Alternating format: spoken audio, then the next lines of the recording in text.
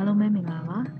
ဒီဗီဒီယိုလေးမှာ AutoCAD သွင်းပြီးချင်းပါတဲ့ဒီ default workspace ကို classic workspace တိုင်းဘယ်လိုပြန်ပြောင်းရမလဲဆိုတဲ့ဟာလေးကိုပြောပြပေးသွားမှာပါ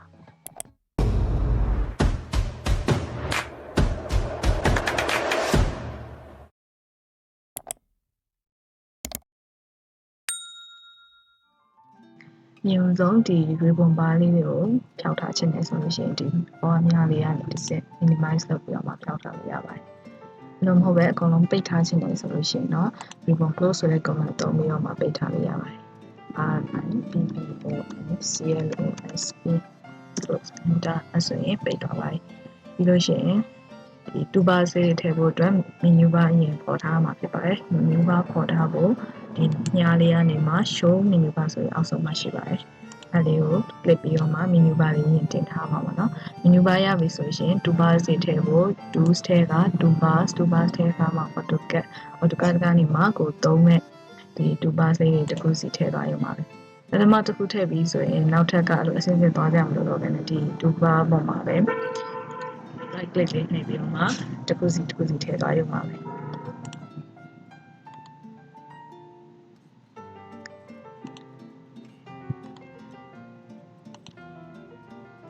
ဒီ toolbar လေးတွေကတော့ကိုသုံးမဲ့ပုံမူတည်ပြီးမှကိုကြိုက်တယ်လို့ထည့်သွားလို့ရပါတယ်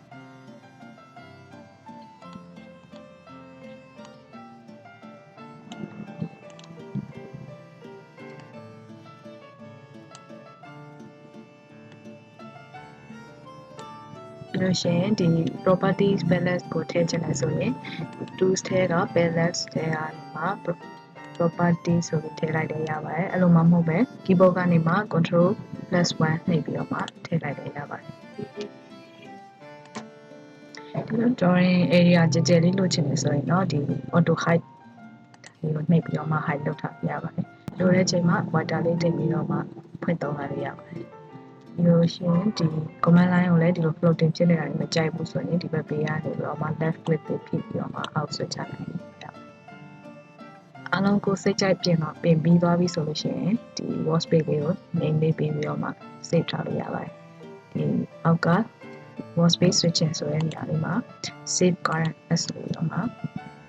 နာမည်လေးတစ်ခုပေးပြီးတော့မှ save ထားလိုက်လို့ရပါတယ်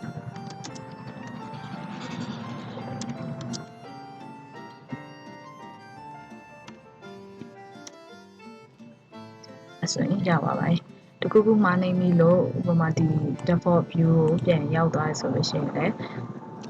အလွယ်တကူပဲဒီစောစော save ထားတဲ့ကိုယ်ရဲ့ဒီ workspace name လေးကိုရွေးပြီးတော့မှပြန်ပြီးတော့မှ restore လုပ်လိုက်လို့ရပါတယ်အားလုံးပဲပြင်မယ်လို့မျှော်လင့်ပါတယ်